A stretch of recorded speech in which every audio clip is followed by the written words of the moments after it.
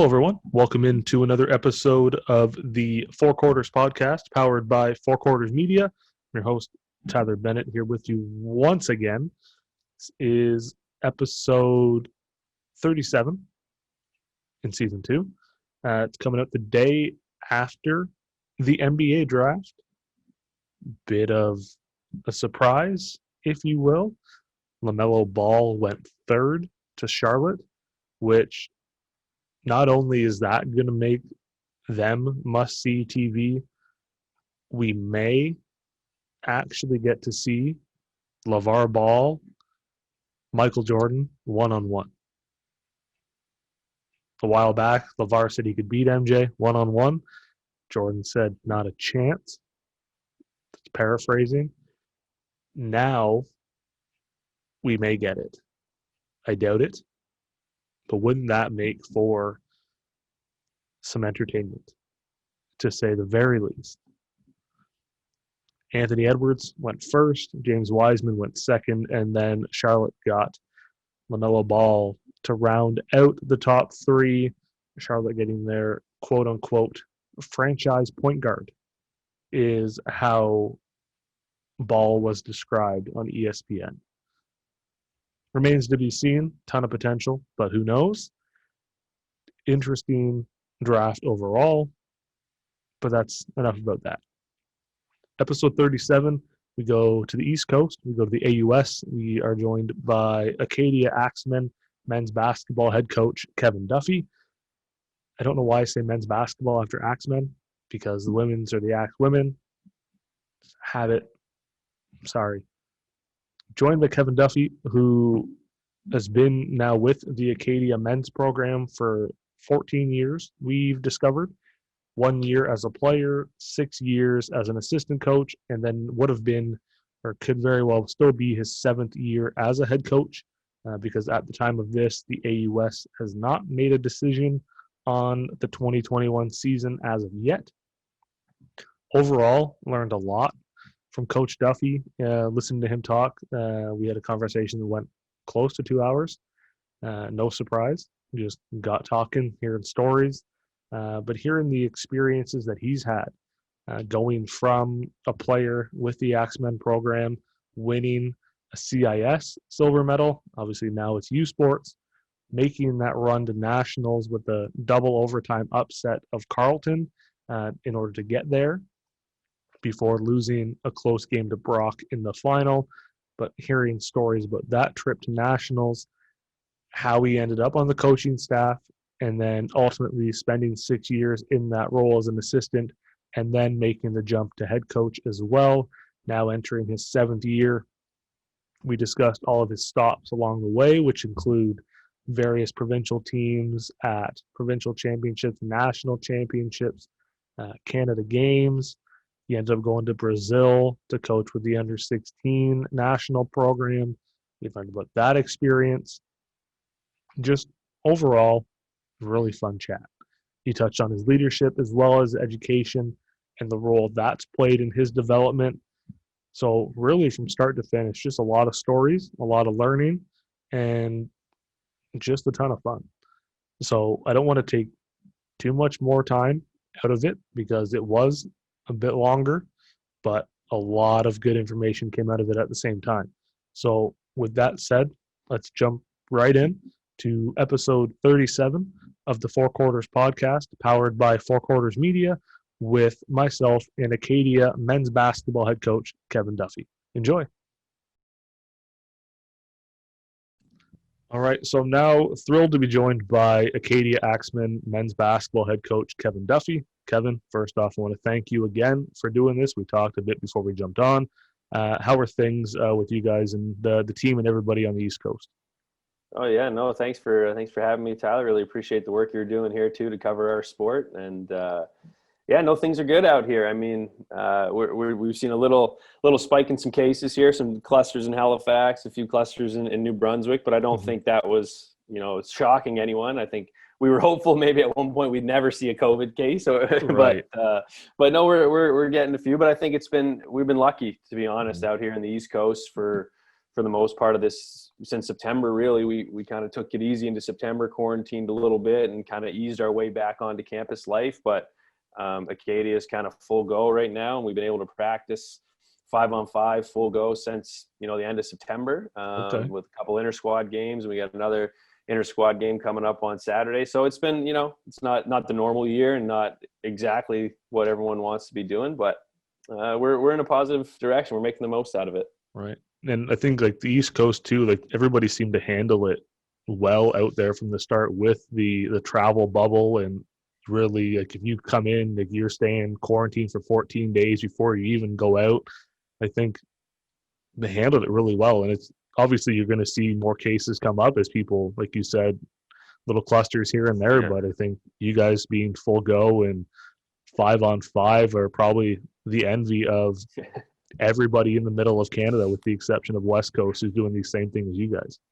Yeah, no, I think you're right. Like we're lucky out here. And I mean, we're just, the Atlantic, we're very rural or very small clusters of population outside of Halifax. It's it's not like there's densely populated areas, which I think is a big key to that. And and then people are, and you also, everyone walking down the street, so it's a little easier to hold people accountable when you know them, you know what I mean, versus strangers and stuff. So a little more of a friendly feel, and I think you can get shamed maybe a little quicker if you're not kind of going by the rules, because it's Gladys from down the street who's not, didn't wear a mask to the superstore. So you get some of those benefits too. Someone's going to see Gladys, and within an hour, a dozen people know, and then you not only get kind of reprimanded quicker, and it's more frequent, and everybody knows who you are.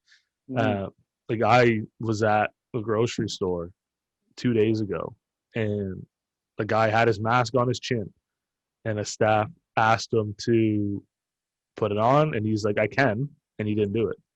Yeah. He looked at him, put it up, and then as soon as the guy walked away, took it down.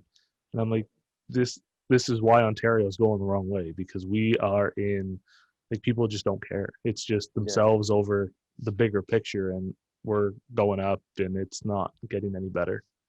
Yeah, just like a philosophy thing, right? If you don't really think that way, then it's going to be really, really tough to, because you got to do it together. It's, this is the only way we're going to do it is together, or maybe a vaccine comes out tomorrow, and that's what I think everyone's thinking, right? Like they're all kind of banking on this magical vaccine. But I was watching something yesterday just in the United States, and they're just like, sure, we can't hang everything on the vaccine, but like, but we also have to wear the mask and do the distance. Like we got to do our part too, right? So and hopefully some people are starting to get it.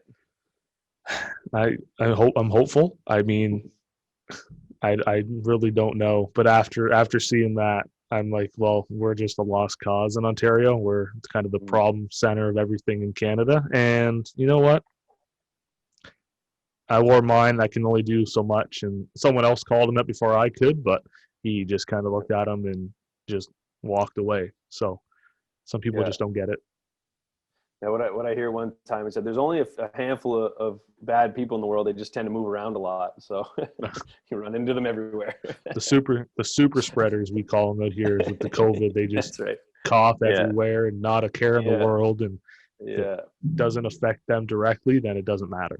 It's basically how they operate life. Yeah. Kind of want to go through. Obviously, you've been at Acadia now well over a decade, from playing, student, now coaching.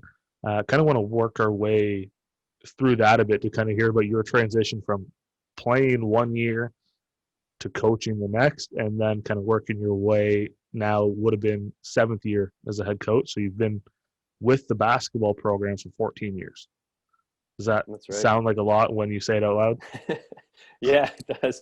I'm kind of like, I remember when I hit that 10-year mark, and I was kind of like, I've been with this program for 10 years now. Like, it's just kind of, to do anything for 10 years, other than grade school, that was, the first time I kind of did anything for 10 years or been a part of something for 10 years straight. So that was kind of a sobering thought. And then, but it's just kind of rolling. And, but the job is, so dynamic, and it's ever changing, and it's so fast paced, and so much turnover all the time. So like 10 years just flies. Right. And then at 5, it just goes so quick, but I mean, I came here, I didn't even start. I started at University of Moncton. I played 1 year small college. Okay. So I'm a New Brunswick guy myself, and then Yep. I got recruited to go play there.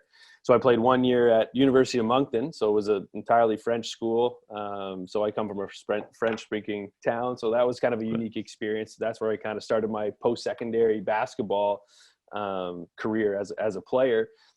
Stayed there for 1 year. Then I transferred to Acadia. And then started playing, and then I just kind of haven't had a reason to leave yet. So, and now we're whatever. I came in 2005, and now it's, or 2006, whatever it is, and 15 years later, I'm still here. So, yeah, I mean, like you said, you don't really, outside of public school where they tell you like you're here, you have to be here, JK through to grade 8. You don't really realize you're there for 10 years, and then like you said, everything changes. Like there's new players every 5 years max. Yeah. Every year's a different year. You don't realize that it's been 10, 12, 14 years until you sit back here and you're like, damn, this has been a minute or two. Yeah. And I guess too, like if it goes by that quick, like you don't realize it. I mean, I guess it's been kind of fun for you at the same time. Yeah, no, I've really enjoyed it. Like, I mean, I got lucky a little bit, to be honest, with making that. So I was a walk-on player in 2000 for that 2007 2018. So the year before they had won an AUS title, I was just an Acadia student. I was involved with basketball programming, just in the community, helping out with some different stuff. I did some coaching in the area. Like as a student, I was coaching a middle school team or something like that. And then I just like basketball. I'd watch all the games, and then so the next year so I tried out with that, and they were off an AUS championship, and they were a really good team and kind of peaking as a program in the late 2000s there. So that first decade, and then so I tried out, and it was kind of interesting because it was a very low turnover. They didn't do a lot of recruiting, and they kind of had their core. I think most of the AFA money, I assume, would have been kind of tied up, so they just were looking for kind of a roster spot guy, and so I just tried out, and then ended up making the team.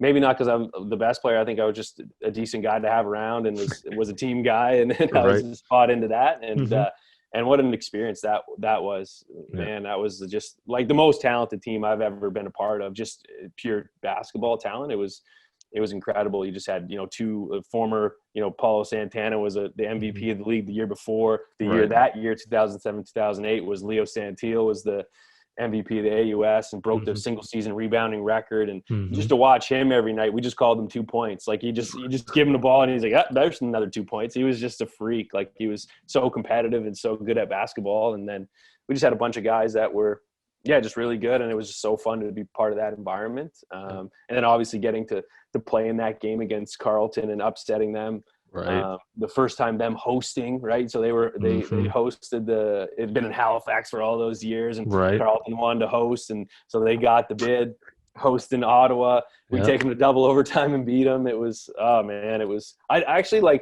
I was thinking about some of the things we might talk about today, and my memory is horrible, Tyler. I'll tell you. Like, I just don't remember details of people and events. I just kind of, for whatever reason, it's not one thing that I kind of. But that year, there's some things that I really just remember it was really special. It was just a really cool environment, and that game against Carleton was probably just one of the coolest games I've ever been a part of, and being with those guys. So it was pretty neat.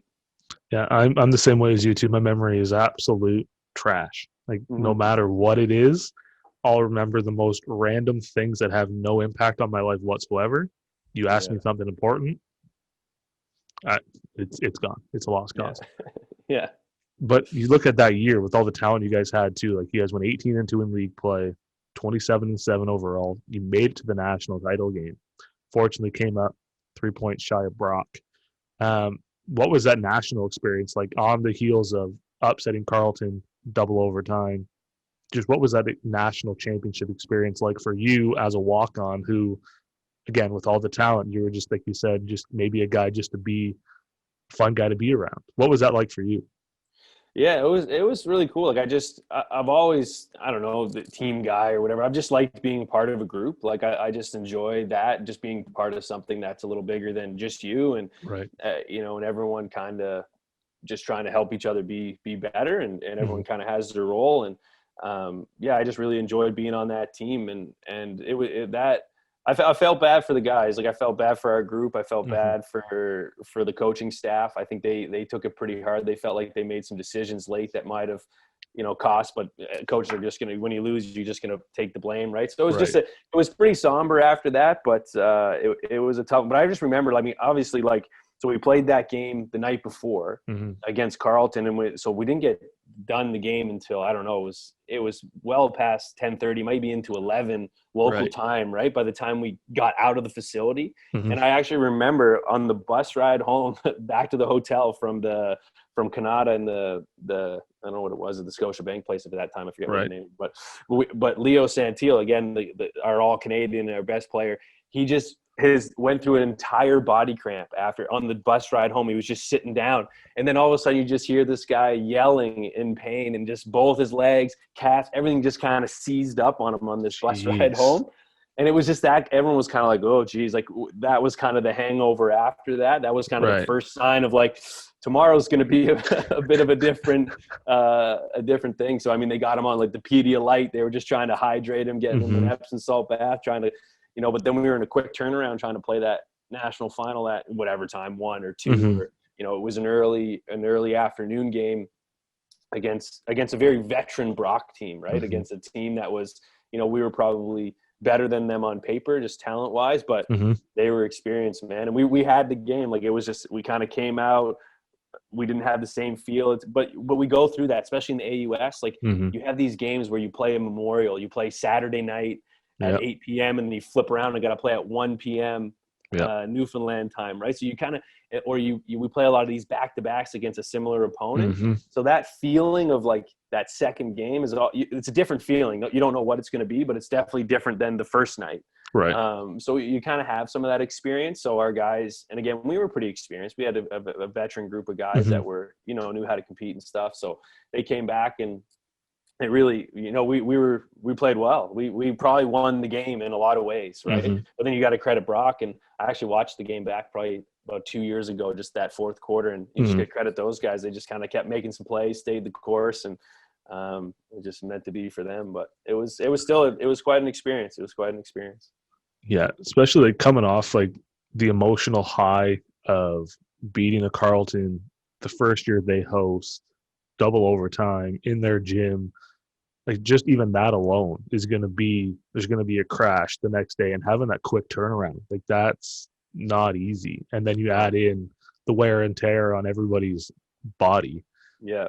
Like, I've had games, 3 days. Like, that's, and especially too, like the quick turnaround. And then for you guys with the time change too. So leaving there at 11, it's 12, it's after midnight. And now you're still not adjusted quite yet. I don't think, probably to the time change, because you're only there for maybe a week, if that, and then you're back again. So just there's a lot that goes into it, but a quick turnaround, I think, is where those injuries come in. And then there's that crash that makes it just a lot harder to come off of.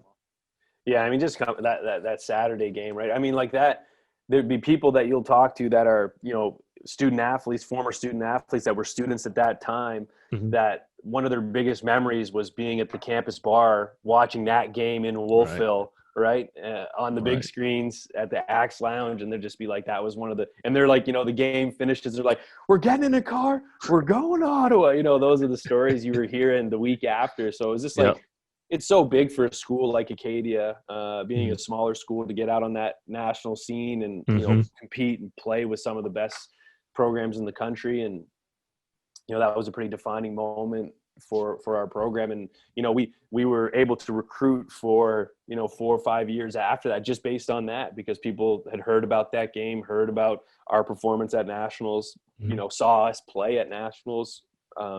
Even just general student recruitment, I think you get a bit there too, right? So it's just so big for a program, and just to be a small part of it was pretty neat. Like, and even just a bunch of the alumni, the president's there's major key players, like they're just in Ottawa with you, and you're spending time with these people, and it's just, Acadia is so supportive of its athletics and of its students, just generally people that are doing stuff on a national stage, and it's that tight knit community. And alumni have a strong affinity to the place, so they want to see it do well, and when they do, they're really proud. Right. So it just galvanized a big, group there. So it was neat. Really cool to kind of think back to it, which I probably don't do enough, to be honest. I mean, it's always cool to see like events like that. Like obviously you're gonna have your regulars, like your Carltons, your Ryersons, your Ottawas, your Calgarys, your staples in the national championship conversation every year.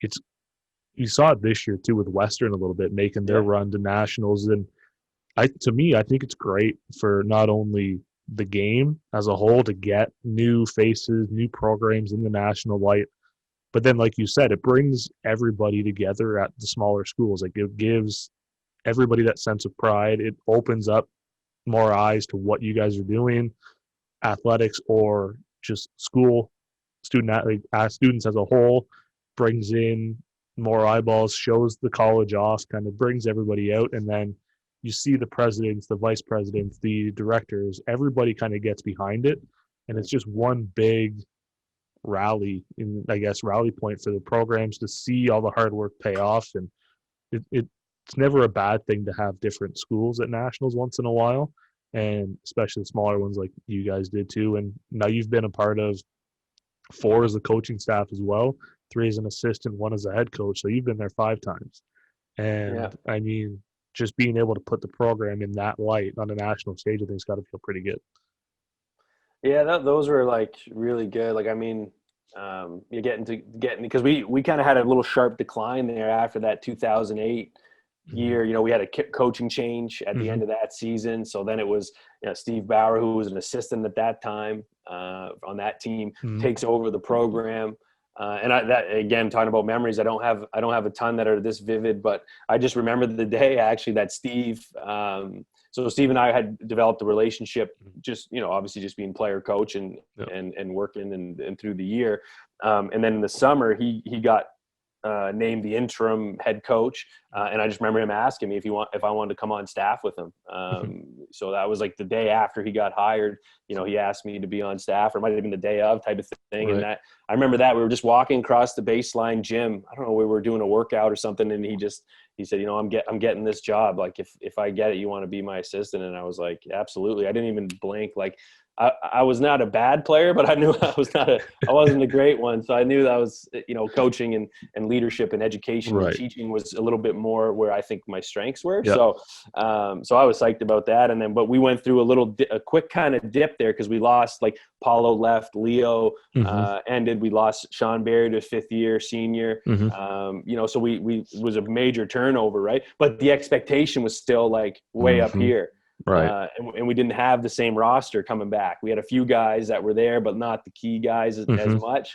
So we kind of dipped. But then again, I think off the heels of that performance the year before, we just recruited like crazy. And we were able to land some pretty key guys to get it right back to there. And that was, that's all credit to Steve. He was incredible at that part of it, the recruiting.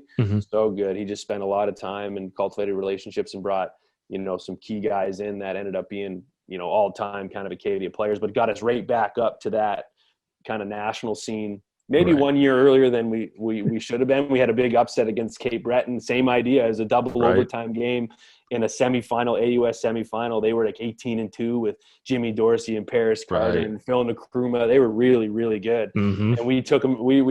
We had a young group, like Owen Clausen was in his 3rd year. Okay.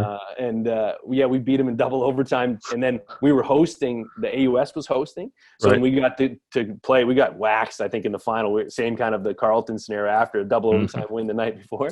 Anyways, we got waxed in the final, but we were already qualified for nationals. Right. But that was a pretty key moment for us to get to nationals, because it just tips for just that experience, right? Tyler, you just kind of like, same idea. You just get there, you see it, you taste it, you see how big and strong these guards are, you see how these teams play. Like they're the best teams playing their best basketball. Right. You can play some of these guys in the preseason, but really when you play them at those peak moments, you start to get a little bit more motivated for the off season. Like, I better hit the weight room here if I want to play against Doug Plum from UBC. This guy's a tank. Like, so that kind of catapulted that young group, and then kind of gave us and I think we won the AUS maybe the year after that, and then the wild card the year after. So we kind of got in a little bit of a roll with that. Again, just these little things, right? Yeah. These little moments can really catapult you in different ways. That's a thing too. Like you always hear it around like NCAA tournament time, like experience wins in college basketball. You hardly ever see like a Kentucky or a Duke with full rosters of freshmen really do well in the tournament because yes, you have the talent in the world, and playing a team like anybody, like a Hartford in the first week of non-conference play versus playing a Michigan State or a Louisville or whoever in the Elite Eight is completely different. And these veteran teams have that experience to bounce back on. Maybe they didn't win, but they've been here before. They have that experience to draw back on to be like, okay, I know what it takes to get to here. I know what it takes to win while I'm here. We've lost already the year before. We know what it takes to win. You can't really teach experience. Either you have it or you don't, and you have to get it with your losses. And I mean, you said for you guys, like obviously like you were there a year early, maybe you see it, you get a taste of it, and then that's the start of 3 straight years where you guys are there because you have that experience and know what it takes to get through the AUS and then compete at a national level. Yeah, and then I think the other part too is like it helps you in that recruiting cycle. Now all of a sudden, like bang, we were at nationals last year. We're returning everyone. You know, like Owen Clausen was a first team All Star. Sears was a second team All Star. We're 1 or 2 pieces away from really going. You know, and then we were able to get a couple recruits out of after that year. After we kind of qualified maybe a year early, you know, and then it just kind of like, okay, what we're doing is working, right? And it's not. I don't think it was, you know, a fluke maybe. Like we probably on paper weren't as good as Cape Breton, but we weren't bad. Like we were, you know, you had a guy like Owen Clausen who was like, he was just, and now he's, you know, he's a 7 or 8 year pro or whatever he is now, right? He's a legit dude. Like, so he, and he kind of shouldered a lot of that. And you saw when he got the nationals, you're like, this guy can really just carry you at this level, right? And so we were pretty good. Like we were a dangerous team, and then and that just kind of catapulted it a little bit. But the experience is massive, right? To go through, and we would have, and that's what is kind of neat about the AUS is like you just play competitive games like every night, you know, most because you just play the team so much. Not a tiny league, but not a huge league. 8 teams. You're playing everyone minimum twice. Sometimes by the end of the year, you play a team 6 times because you play them once exhibition, 4 times in league, once in the playoffs. You know, like you know, it doesn't matter how like you play anyone that many times. Eventually, you're going to get one of these, or it's going to be close, or you figure out how to compete, right? So it really prepares you for. And I think we have probably one of the more entertaining playoff formats, just with the one and done, with the 6 teams getting in, you know what I mean? And it's where like, you know, Canada West, I think, does a lot of the 3-game series. So for an upset to happen in Canada West, like a team's just got to beat you twice at your barn. Like that's a little less likely. So their top 4 are usually their top 4, like whoever's, you know, and then OUA, same idea. They have a little more of but the AUS, it's a wild card out here, so it makes it really exciting and a little stressful sometimes, but and then you add in like the 4-point games in the season too, which kind of add a bit more of an intrigue. And I mean, you could be 2 points out last weekend, 4-point game, win, and you're in. Like there's a lot of different variables that make, I think, the AUS so much more exciting than a lot of people realize. And I can go on this for a while too, but I think the AUS is so vastly underappreciated, I think, in the rest of Canada. Like, I mean, I keep using the same example, but the PEI women's team this year that wins bronze and they weren't ranked all year. I mean, there's something missing in the middle, but I mean, that's another rant for another day, because I can go on that but for maybe hours. You can take Dal as an example too, where like you know they're playing as good as anyone, you know, and but like for years, you know, like coaches from across the country would just be like, "How good is Dal? Like they're not that good." I'm like, they'll win a game in nationals, guys, and then all of a sudden they're in UBC and they beat Ottawa, who you know, Ottawa was kind of prime there for a little bit. They thought they were going to be the only competition for Carleton. They played Dal first round or second round, whatever it was, and Dal beat them, right? Like, but that's what I think they were a little underappreciated, you know, for most of it, right? But and then we get that a bit. And then they led Carleton at half this year too. And I mean, they only lost by 9. So I mean, that was a competitive game right down to the wire. And then even I've said it before too, at the end, like on the highlights, the 30-second highlights that we managed to get for U Sports, was 28 seconds Carleton, and then you saw Dow's name on the scoreboard down by 9, and Right. that's really all you saw. So, I Yeah. mean, they were right there competitive the entire time, and then you make the argument and say, what's Dow really going to do? They do Yeah. something, and then you don't really show what they Yeah. did. And, Yeah. I mean, it's very Ontario heavy with the Yeah. coverage and Yeah. the focus. I think Yeah. that needs to 100% shift.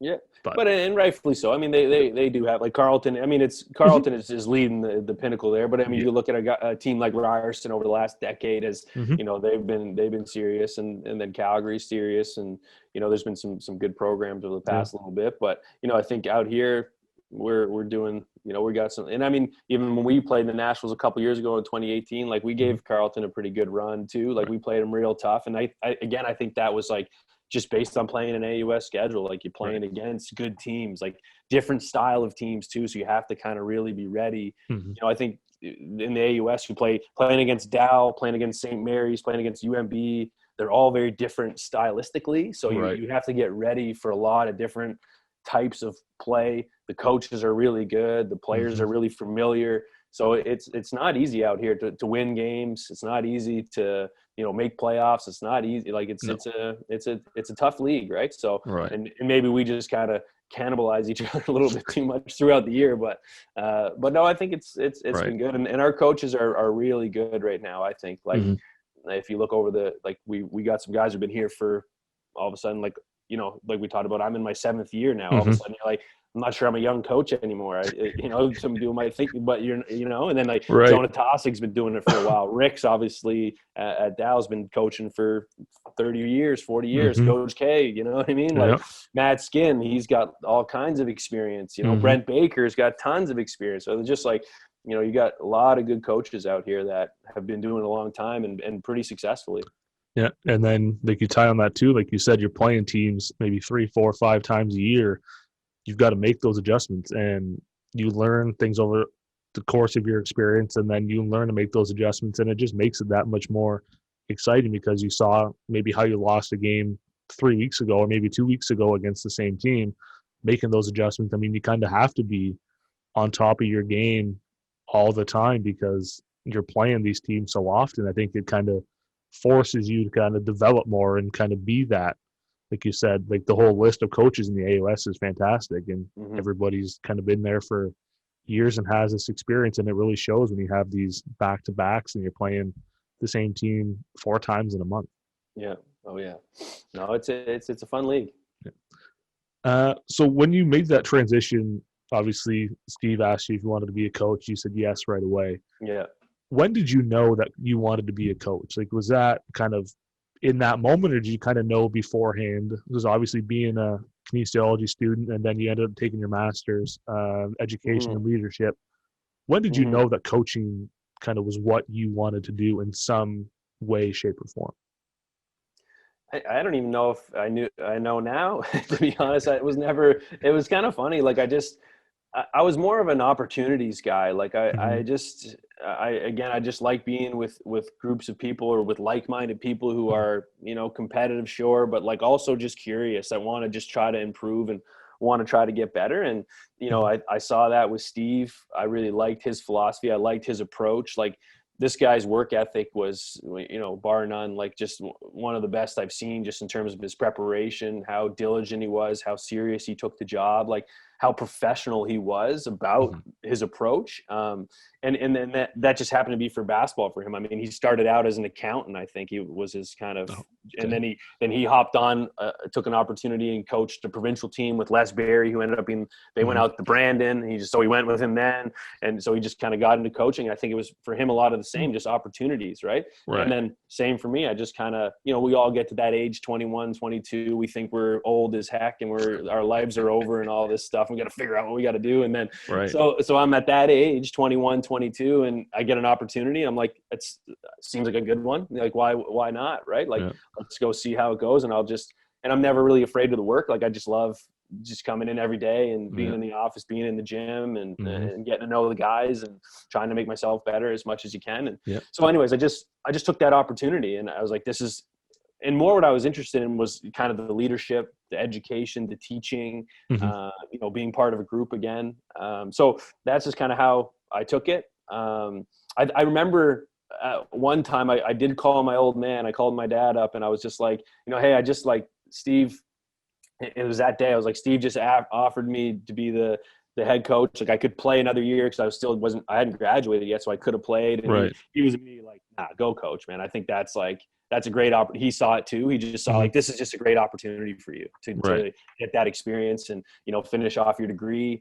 And he was a big guy that was like, just keep, get your master's while you're there. If you can just do more, just keep getting educated, keep being part of this program. And then and again, like we said at the start, now it's however many years later and we're here. So, and I didn't know, like, I didn't even call myself a basketball coach for the longest time. I had this imposter syndrome a little bit, but I just whatever. I just liked it. I had the opportunities. I just kept going. I got involved with provincial teams. I just kept coaching and just trying to get really good at what I was doing every day. That's what I tried to do. I think that's the big thing too. Like you mentioned, like being 21, 22, like you think your life's over now because you're running towards the end of school. Like you feel like you should have your life kind of figured out at this point. I mean, like I'm 30 and I'm in the same boat. Like I don't know. Like I have no idea. You just kind of take opportunities as it comes. And I mean, that's kind of how you figure out, I think, what you want to do. Just if you go in with such like a narrow focus on a lot of things, who knows what you're going to miss. Exactly. And like you said, like you could have played another year, great. But then if you didn't take that coaching position, would you still be here now in the same role? Right. I mean, as it's cliche, everything kind of works out as it should. But I mean, if you don't take a chance on whatever is presented, who knows what's going to happen. But when you took that assistant coach role after playing with the team for a year, was there any kind of challenges or hurdles going from playing with some of the guys to then coaching them a year later? Yeah, 100%. It was interesting because these are like the brothers in arms, right? Like, and that's what I remember probably most about being a player is just like after a tough practice in the locker room, just hanging out with the guys, or just spending those times with them and just getting to know them and spending some time off the floor. And so I got to know these guys really, really well, right? And so it was different. Like now all of a sudden you're just kind of coaching them, but I mean, Steve was a young guy. I was a young guy. We were just, I think I was pretty humbled by it a bit. Like I was, I didn't even know I didn't know at that point. I was just like, I thought I knew everything about coaching and we do all this, but just made it like a ton of mistakes, but you just cared about the players and had good relationships with them. And we did have quite a bit of a turnover. That was kind of a bit of another unique part where we lost a pretty big chunk of the roster and we brought in a bunch of new guys. So all of a sudden, there was probably half the roster. It was just like, well, I've always just been a coach, not their teammate. Right. So that was not as bad, but it was definitely, but still, like you're still a student, you're in classes with them and, you're not getting the respect as a coach, which I don't think that's a thing anyways. I don't think by title you should just be respected because you're the coach. I think that's a little old school, but either way, like you're not like, I'm just a student. I'm just like, to some people, I'm probably still this punk kid who's a fourth year undergrad student, right? Trying to finish and whatever. Right. So there was those things, but again, I think Steve's approach really just helped with that. Like he was just such a day-to-day guy, just work, show up. We just talked about basketball all the time. We just tried to make the team as cohesive. We just tried to work every day. And again, just time flies, all of a sudden you're just right into games and you're playing and you're just trying to compete. So it was fun though. It was great. I forgot about that too. I forgot that you were still a student when you took on the assistant coach role. I don't know how that'd be interesting for me, like seeing you at practice as, Coach Duffie, and then you're in class and you're doing group work with yourself. I mean, it'd be kind of interesting to see how that dynamic played out. But then I guess too, like you said, having those kind of half the roster essentially being new, they only know you as coach. I guess it's a little bit easier to not have those brother relationship that you have with the players that you played with versus the new guys coming in, because those relationships are already, they're just kind of fresh as it is. And I mean, I would think too that having like played with the guys for a year may kind of help you in a sense, because you kind of know what they can do, what they can't do already, and could hope maybe make that transition a little bit easier, if that makes any sense. Yeah, I think so. And I think there was also like a little bit of trust where they could come talk to me a little bit too Mm-hmm. about some Right. certain things. But yeah, again, we were kind of that year we brought in two rookies. It was like Casey Fox and Justin Boudelier were kind of, and we had lost on the top end of our talent. So Mm-hmm. we were really kind of building around the younger guys a bit too. So we had probably 3 or 4 guys that were from that roster that were senior Leighton, that were, Right. you know, guys that were more my era. Mm-hmm. So, but those guys, you know, I think I had a relationship enough to be able to chat with them, and Mm-hmm. you know, and they can give you that player perspective, and I think Right. they trusted me that way. So Mm-hmm. it was pretty smooth. But it was a tough year though. But it was like, because Mm-hmm. we didn't win a lot of games. I think we squeaked into the playoffs actually on, like, we had to beat Munn twice at home to make the playoffs that Mm-hmm. year, after, you know, what we had the year before. So Right. it was humbling for the guys who were on the roster, and the new guys, they don't even know what's going on anyways. They think, Right. you know, whatever. So, but that was an interesting year. But I mean, you don't have much time, like we talked about in the AUS. You don't have much time to feel sorry for yourself. You don't have much No. time to you're playing again tomorrow against a Mm-hmm. team that, if you're not ready, is going to beat you. You know, Yep. if you're not ready. So it just kind of is fast and furious. And but it was a neat year. It was a very interesting year with a very different turnover, so many changes, right? But Right. and I don't. It was such a blur. I barely remember that year. It was crazy, right? So, Right. It's crazy. We said it so many times. Like, it's crazy how fast just time goes. Like, oh we yeah. see it this year with COVID, and like it feels like just last week it was March 13th Oh, when we right. shut down, and now it's just November 17th. Christmas is in 5 weeks, and Yeah. like, what happened? It's the longest year and the quickest year at the exact same time. Yeah, that's a good way to put it. Good way to put it, man. It's It's weird. Yeah. yeah, this is weird. That's really all you can say is it's weird. Yeah. Yeah. So you were an assistant coach for 6 years, and then you took over for Steve in 2014, 2015 was your first year as a head coach. Yeah. Having seen Steve's system and kind of his approach to everything, did that kind of make that transition to a different role a bit easier for you, having seen what he did for 6 years? Yeah, I learned so much from him. Like, just so many things. Like, I think we complemented each other really well, just in terms of our strengths kind of offset each other. You know, Right. what he was really good at, you know, I wasn't super good at, and I think I added some things that, you know, weren't necessarily his focus all the time. So like, I think we balanced each other out, but also like what he was good at, I learned to be better at. I think he was able to, we pushed each other that way to kind of just keep trying to get better as people, and Right. being more productive and being more efficient and trying to do all those sort of things. So yeah, I mean, it was kind of the same thing. Like, I felt like I was really ready to go to be a head coach, and I kind of knew it was coming, and it was late. Like, so Steve got the job with Canada Basketball. It was like late July, August. I was actually working for Basketball Nova Scotia at the time. I was their technical director. So I was out in Alberta. Remember when they had that national championship, all the teams were there? I think it was like under 15 for boys and girls, under 17 boys and girls. There was even under 16 championship. We had like, so I was out there at Alberta. They were at the Seville Center with this huge. So anyway, so I was out there following all these teams, and Steve gave me a call, and he's like, "Hey, I think I'm gonna get offered this Canada basketball job.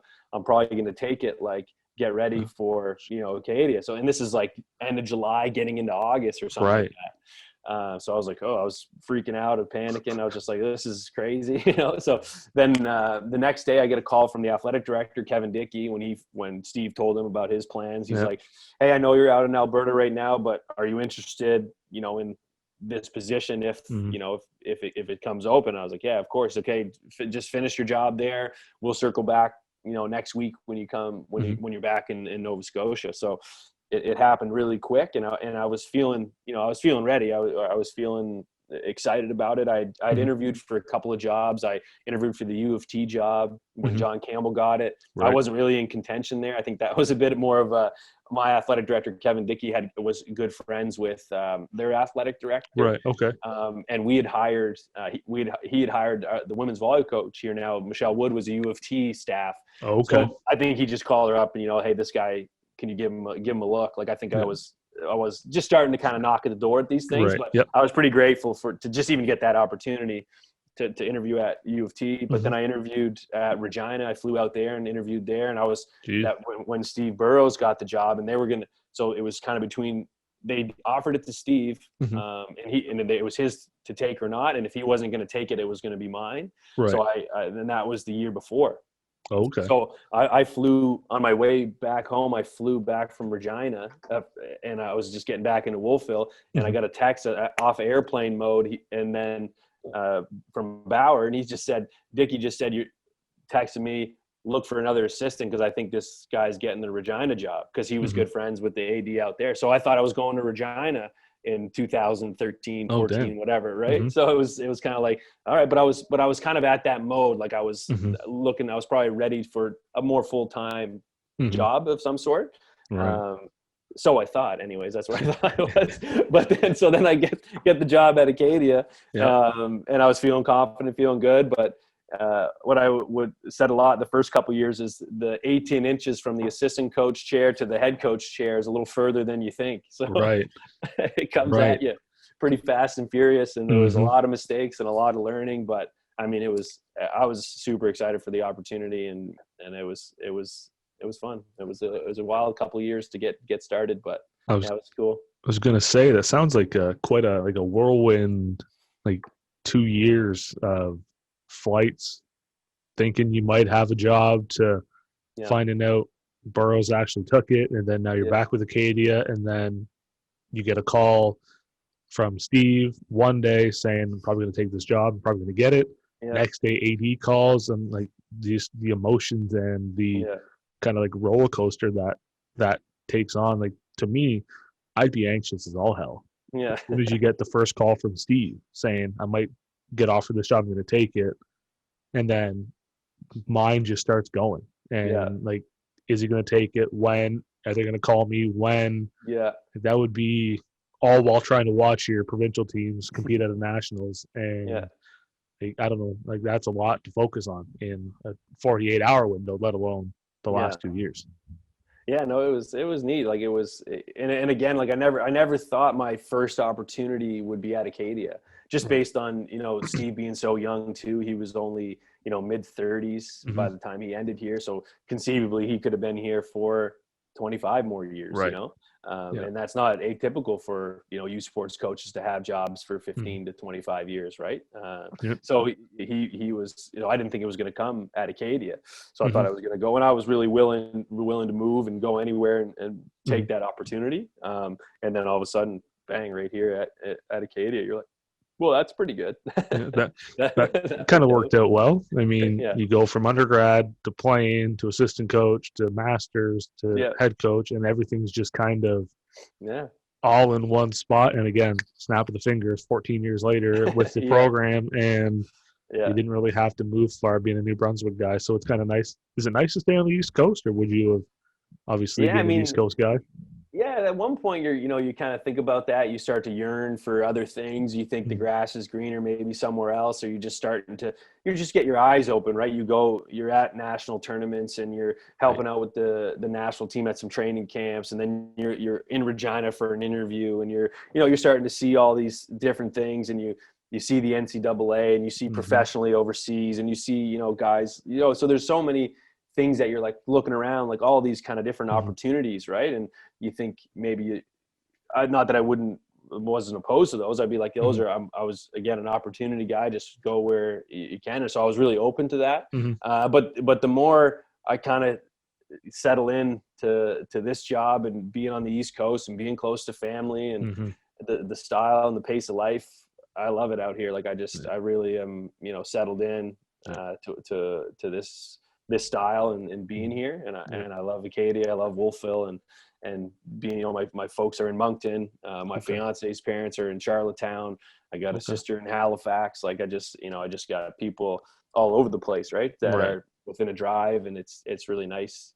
And now you take one step further, fast forward to 2020, and we're in COVID. It's really nice to be here, So, but even before that, I think it's been I really like it. I just like the style out here, and I've settled in a lot of ways. It's just my home.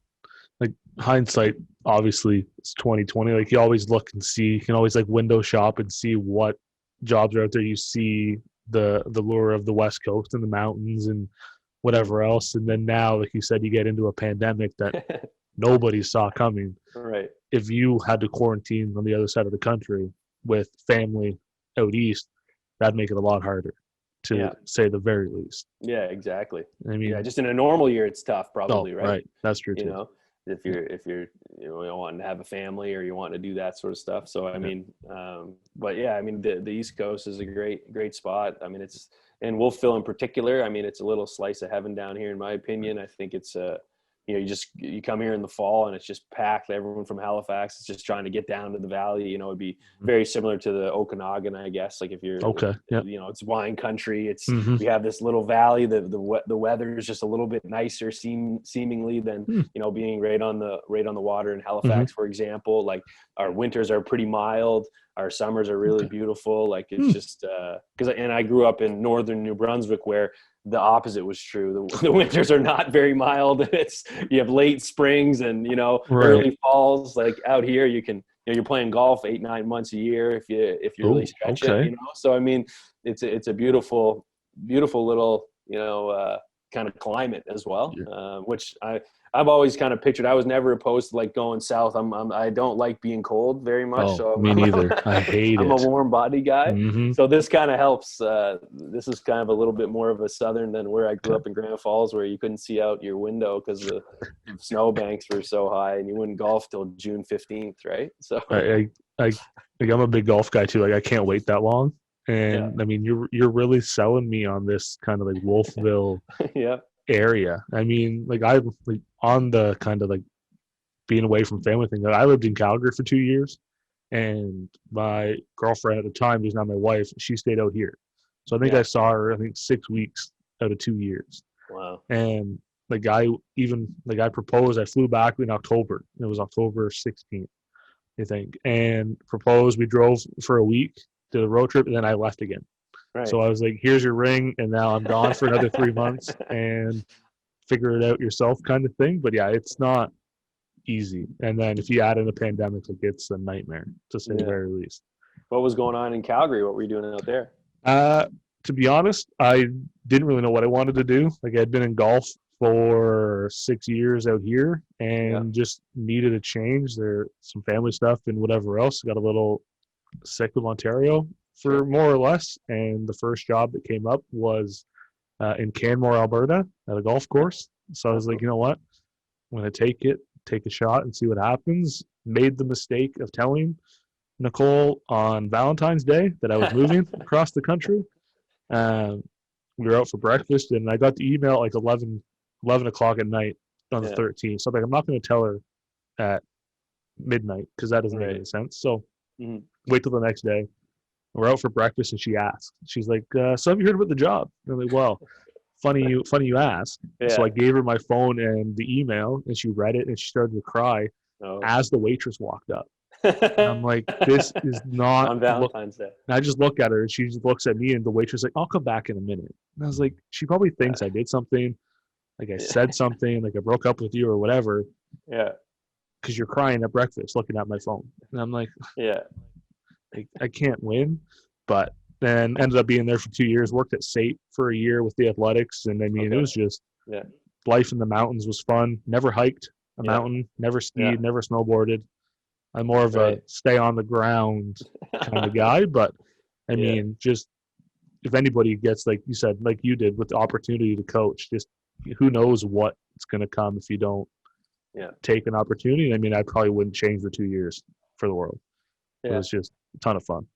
Oh no, it's good. And I think I think back to all those too, like even like the longer I go, the more I think back to like the University of Moncton days and being like, Mm-hmm. I wish I would have stayed there to see what that would have materialized into, Mm-hmm. and even just like thinking back, I wish I would have played sometimes in another year instead of coaching, what would that have been like, but Mm-hmm. it's fun to think back to all those things, but, Right. all those opportunities are just, you can go in so many directions, but Yeah. And I mean, like for me, like I think, what if I stayed out there and she came out and we stayed out west instead of coming back to Ontario, where we're both from? Like, there's a lot of things, like who knows what could have been if we stayed certain spots? Would we be in a different situation? Like, what would have happened? But I mean, again, it's always fun to look back. But I mean, I guess I'm where I'm supposed to be with the pandemic, close to family and friends. yeah, I guess it kind of worked out, but definitely still not satisfied, I guess you can say. right. Always looking to kind of Yeah. continue pushing those boundaries and see what new opportunities come, and never really one to close a door until for sure know what's going to happen. Yeah, no, that's important. I think there was one of our props. He used to talk about that. He just like he kind of like in 10-year windows. Like what do Mm-hmm. you kind of like if you think about it over 10 years, and then if you're after that, want to make a change, or you know what I mean. You can just think about it in longer, because sometimes we get caught into month to month or year to year, and Mm-hmm. but things take a little bit of time. You got to take Right. 3 to 5 years, 5 to 10 years to Mm-hmm. develop, and and we change so much, especially like through our 20s Mm-hmm. into our 30s. Like you probably now know, like not even just hearing yourself say you're 30, you're probably like, oh, sometimes it hits Yeah. you a little bit, but like what a difference you are now than when you were 23 or 4 or 25 or 6. It just Right. you just start to change and think about things differently, what's important. Mm-hmm. It's kind of, I've enjoyed growing older, to be honest. I don't know Yeah. about you, Tyler, but Uh, I've enjoyed my 30s much more than my 20s, to be honest with you. But yeah, it's had its ups and downs. I mean, I turned 30 this year, and look what's happened. So I yeah. mean, it hasn't been the best Mm-hmm. 30th year of my life, but I mean, Mm-hmm.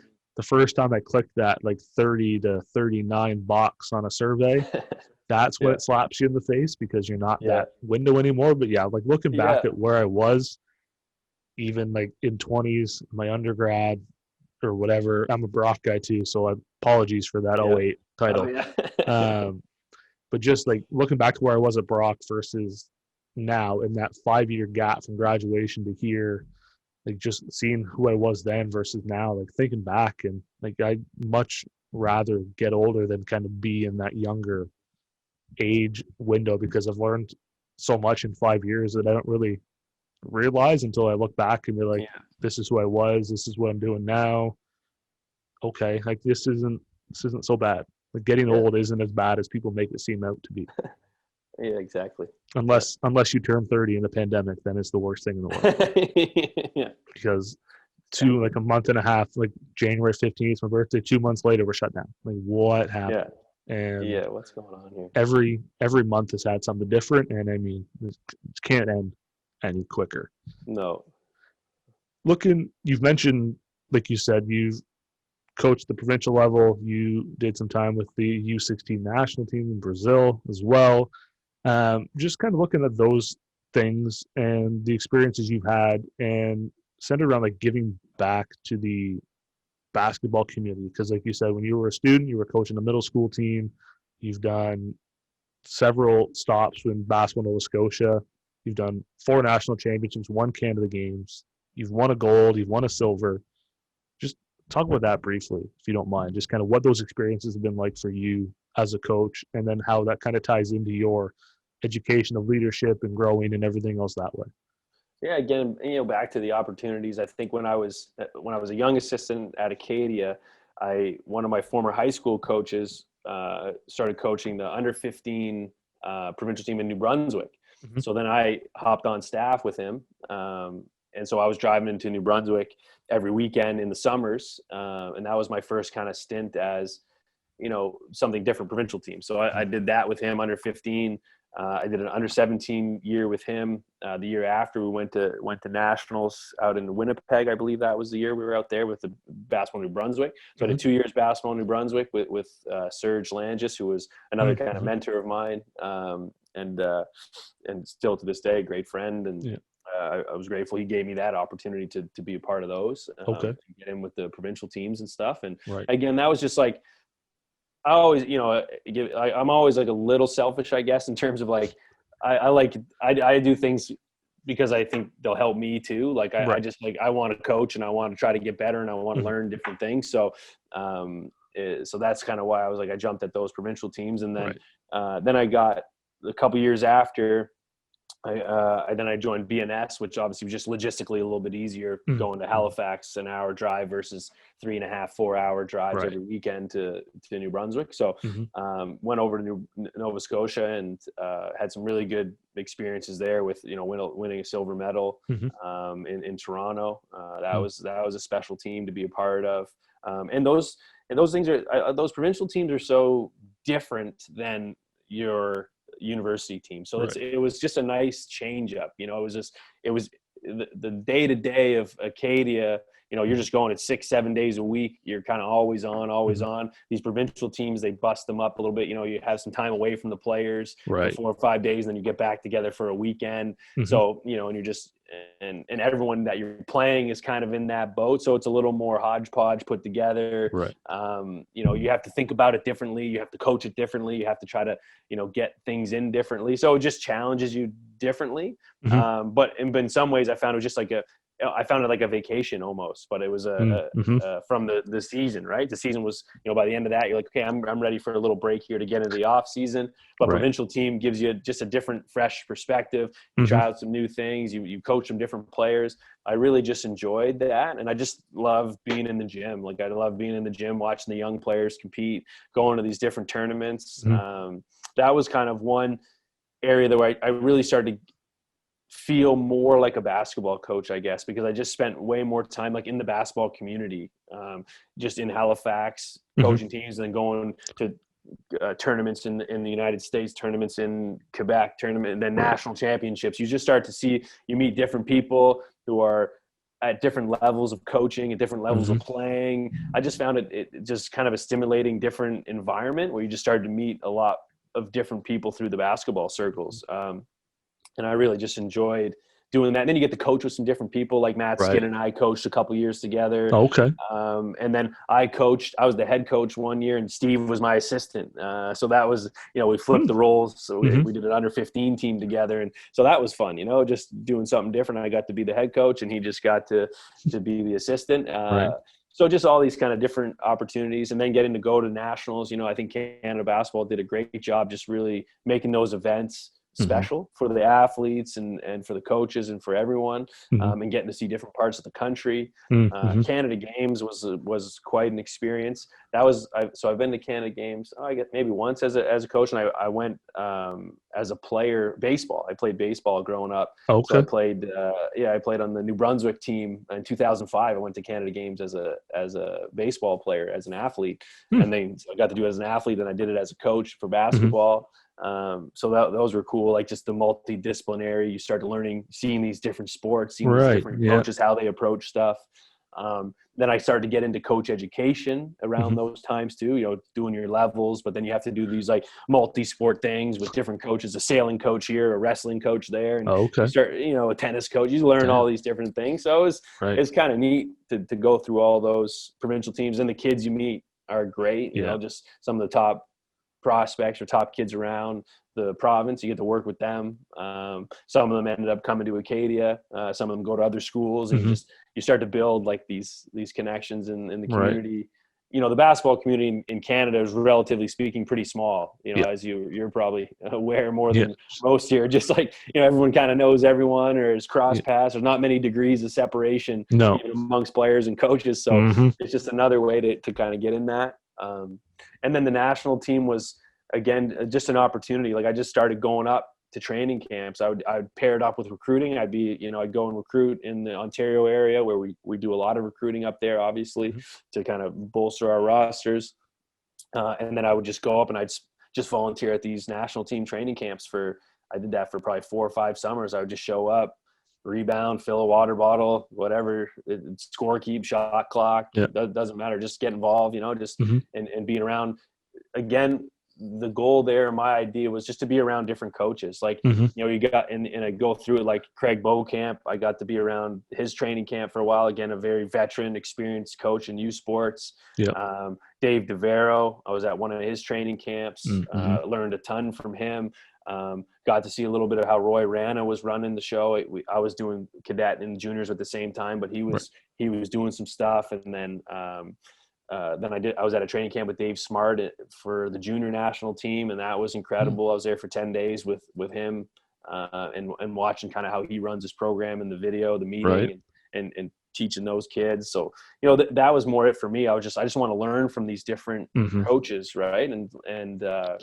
And then last year I got asked to be on the staff with under 16. So Kirby Shep was the head coach. Okay. Yeah. So another super experienced guy, like youth sports experience, Mm-hmm. national team experience. Yep. You know, he's done a ton in the game of basketball, and he was just so great to learn from. And then Patrick Tatum was Mm-hmm. another assistant coach at Mac, who again has pro experience, played at a pretty high level in Division One. Another great guy to learn from, Jason Dawkins, who's done so many good things in Ontario now as a full-time coach out there as well. So he's and learning from him, he had such a different perspective on just working with the kids of that age. You know, he's an educator and a little more patient with that age group, and it was really neat to see how he connected with players. And that's an area where I feel like I've trying to grow more is connecting with the players. I always kind of thought you had to keep the coaches and the players separate. And that might've been a product of how young I was as a head coach. I was always a little worried about that. I didn't want to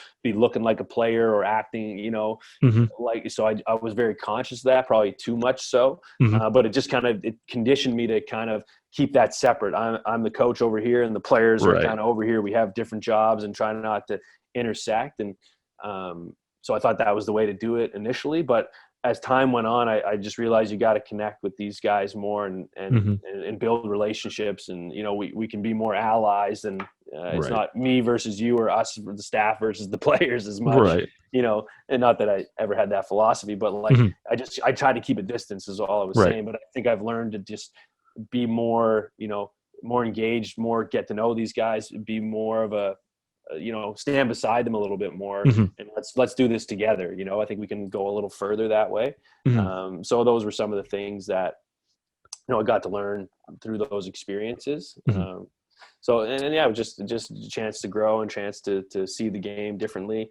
But that experience with the national team last summer was pretty cool. Like just getting the training camp, going down to Brazil, and you're working with kids they're 15, 16 years old, and you kind of forget that they're that age every once in a while, and you're like, these are just high level players, man. Like the Caleb Houstons, the Ryan Nemharts, you know, the Enoch Waches, like these guys you forget that they're just kids, right? Too, but they're really good players, and they push you to and they challenge you to coach, right? They're not looking for guys that are just here to cheerlead. They want guys to push them, and they want guys to pay attention and try to help them get better. And so it was pretty fun. And Kirby, again, with all his experience, made that very enjoyable. I think because we mentioned, like, obviously before with the experience and players and experience wins in basketball, I think the same applies to coaching too. And with, like you said, you're always putting yourself out there to learn, whether it's filling a water bottle, scorekeeping, just to be in the gym around these different coaches to kind of pick up little things on how they do, essentially what they do, for lack of a better term, and then bring that back to what you do and kind of see how you can apply it to different things and just learn different scenarios and different situations and different approaches. And I think as much as experience with players matters in basketball, I think it matters just as much with coaches, because if you just focus on your team and your team only, you're missing so much more of what's out there. And like with yourself, you're putting yourself in those situations. I think that's something that a lot of younger coaches can learn from, is just don't be afraid to put yourself out there, volunteer, just be in a gym, be around different people to understand different approaches, because there's never, I'm trying to phrase this correctly, I guess in my head it makes sense, but it's not going to come out right. You can always learn. There's always time to learn more. There's always space to continue learning and growing. And as soon as you think you're at the top and you know everything, it's going to bite you in the ass. Yeah. So don't be afraid to put yourself out there, learn, regardless of how old you are. There's always more you can learn. Yeah. Oh, absolutely. And I try to think of it as terms of like investments. Like, what are you investing in today that is going to have a return tomorrow? But knowing it's probably not going to be tomorrow that the return's going to come. But you have to invest in yourself, and you got to invest in your development. You got to invest in your career, and a lot of times, like, that's out of your own pocket, and that's out of your own time. Like, you got to. So sometimes younger coaches, you see this a little bit where it's not easy. I get it, but like they're hesitant to kind of invest in themselves, or if I have to pay the plane ticket to Toronto to go to an event, well, that's the barrier. And you're like, well, is a $400-$500 plane ticket a good investment in your future? And a lot of times in my case, it was, I was, just spending, you got to spend a little bit of money to make a little bit of money if you want to use the investment, but you got to spend some time to get some time, you got to,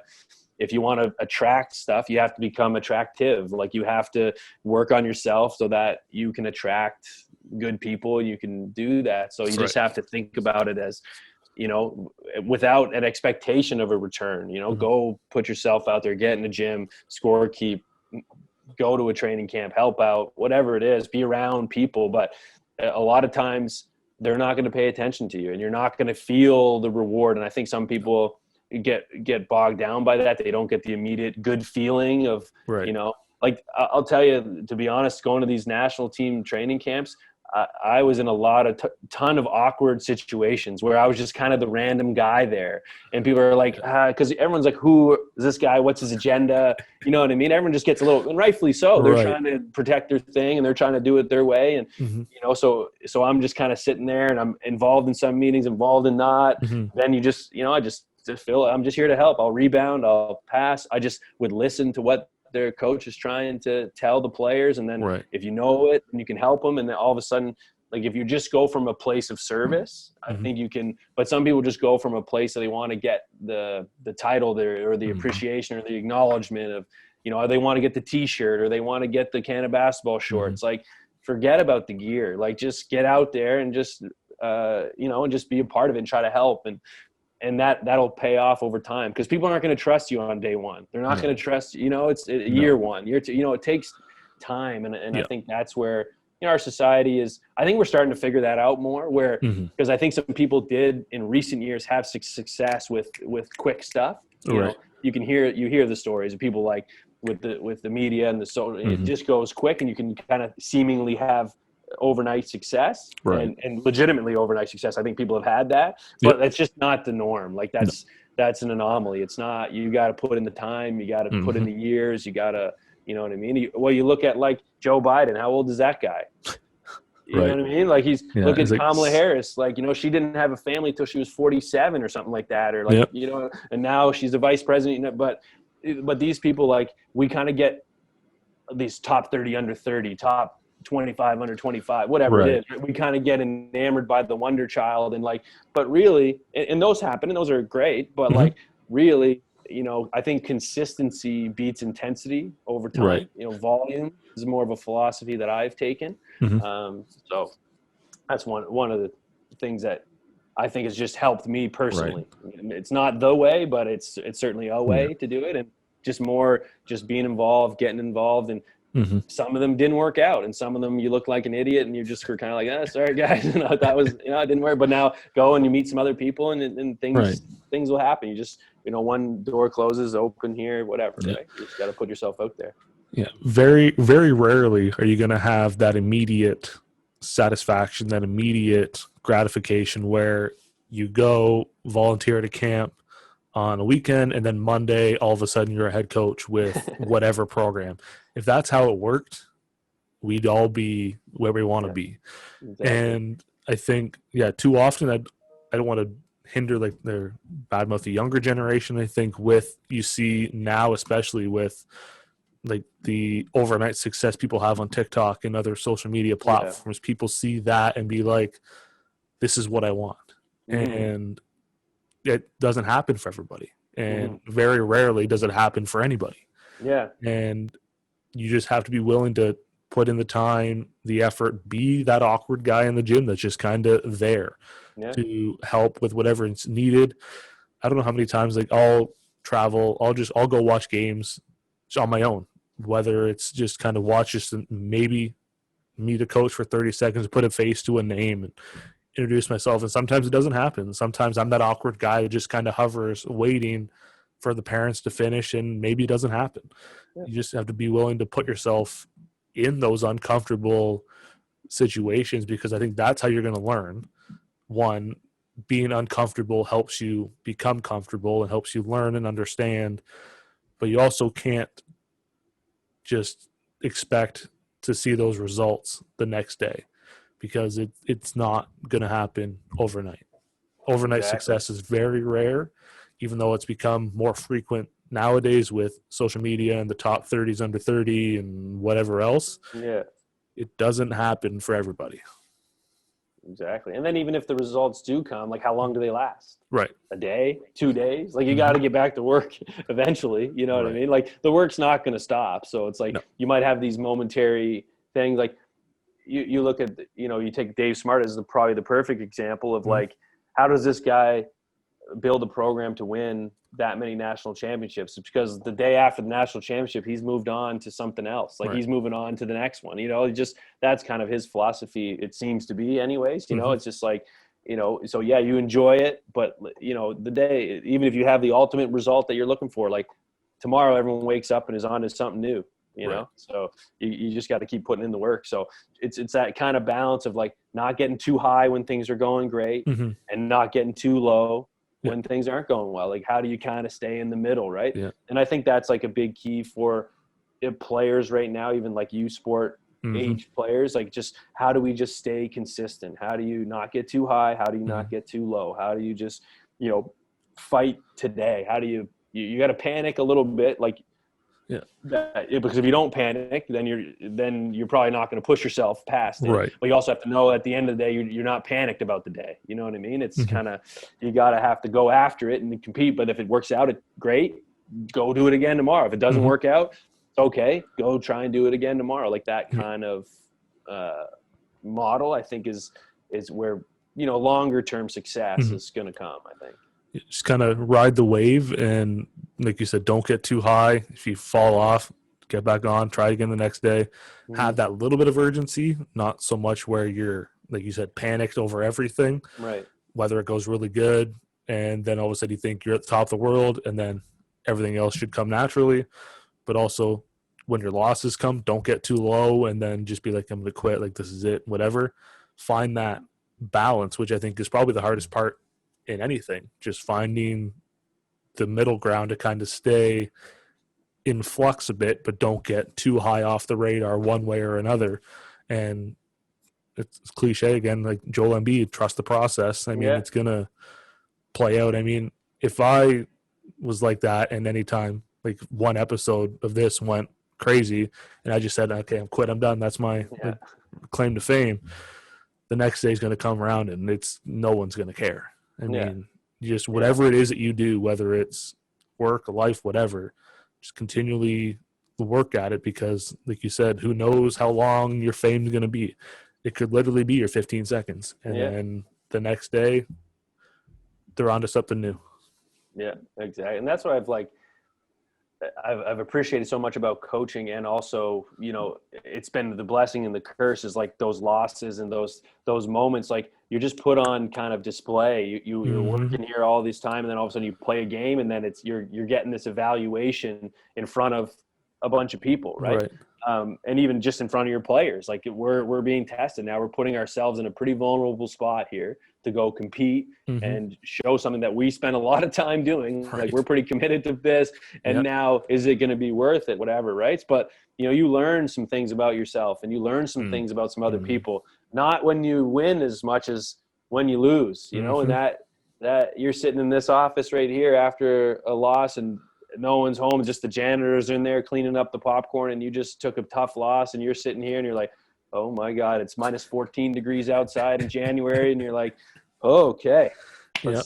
Now we got to figure out what we're made of, Yeah. And so you just learn these lessons, man. And it's at one point I begrudge them, at one point I love them, but you just got to embrace all of it, right? And I'm also guilty sometimes of getting too high on some wins. Like I've won some games and then just think you got it all figured out, and then that crash after when you realize you don't is maybe tougher than bouncing back from the losses. So it's life's not easy necessarily, but you just got to work at it and just enjoy being around the people. And that's what I like about our environment too, is specifically youth sports, university sports, you can really pick who you get to be around.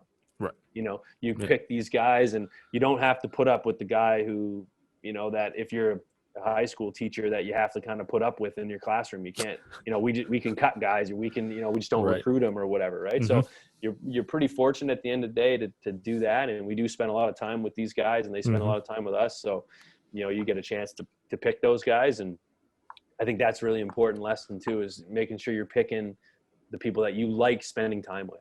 Yeah. And kind of surround yourself with people that can make yourself better. You can make them better. That can make your team better, your program, your college, whoever.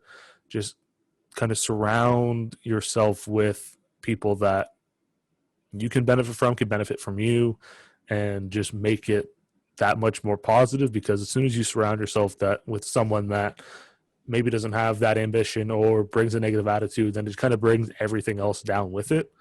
And whether that's, again, basketball, whether who guys you're recruiting or whatever, they can have all the talent in the world. If they don't have that attitude or mindset that I don't need to be the guy or girl to be number one option all the time, I can take on a different role. Those are the kind of people you want, because you can teach the skills and whatever else. It's that mindset that it's a little bit tougher to change. Yeah. And you're not going to have a good, and that's what you say, if we're not on the same page and we don't like each other, it's not going to be fun for either of us, because I'm not losing this fight here. We're going to do it the way that our team is trying to do it. So and you're not going to like me by the end of it, and I probably won't like you. So, maybe we just call it right now. And that's fine. That not every relationship works out, and not every opportunity goes great, right? But you gotta hold true to that a little bit. And players have done too, and I've respected a lot of players who've done that, where they've come in listen, this ain't for me. This is not how I want to do it, and that's fine. You don't want people that don't want to be doing it, and it's it's not necessarily they're not quitting on it. They're finding something else, and that's totally fine, right? Yep. Just have conversation like adults. That's how we do it. And I mean, just understanding, you say what you're feeling, how it is, and then this is why, and then everybody's on the same page, and you don't hold it against them. You kind of go about, you figure out, again, like you said, you see who you are at 18 versus who you are even at 20.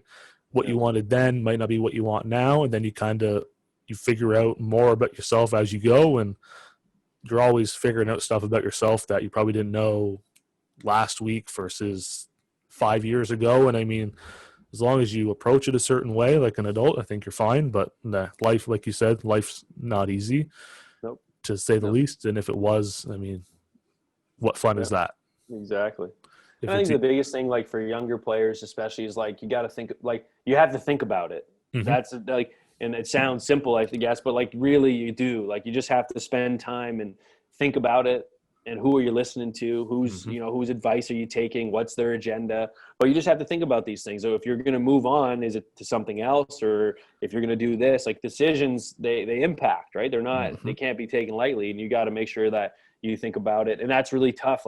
I know when I was a young guy, and I still now, I don't think about you just don't think about 3 months down the road, 6 months, a year, and it's hard to kind of do that. But if you can get in those habits, it's important. And that's important for coaching. You just really have to spend some time, think about your team, think about your players, think about the program, think about your alumni, think about you just have to really, that's one thing I've really learned, I think, over the past 4 or 5 years in particular, maybe less than maybe the last 2 or 3 years, is just spending a little more time just thinking about this stuff, thinking. You just gotta put the mental energy, because it's easy to distract yourself from thinking, and just let other people think for you, or just try to find other stuff. And those resources are great, but if you're not spending your own time thinking about it and how it applies to your situation, you're just not capitalizing on all that stuff. I don't Right. think. I wish younger me could hear this, because I didn't too. think I didn't think nearly as much as I should.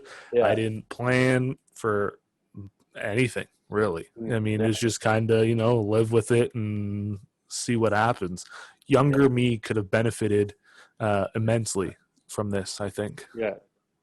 But And that's what, to be honest, the relationships I've had in my life have helped me with that. Mhm. And in particular, my fiance now, she's a thinker. Like, she's just so bright and thinks about all this stuff that I sometimes we have a hard time to talk because she's just so far ahead of Right. where I'm at. But it just like but I really appreciate how, she compliments that. Like, it's just, again, like, people that are, a little different than you, or think different, Right. or just being in, and you can communicate with them.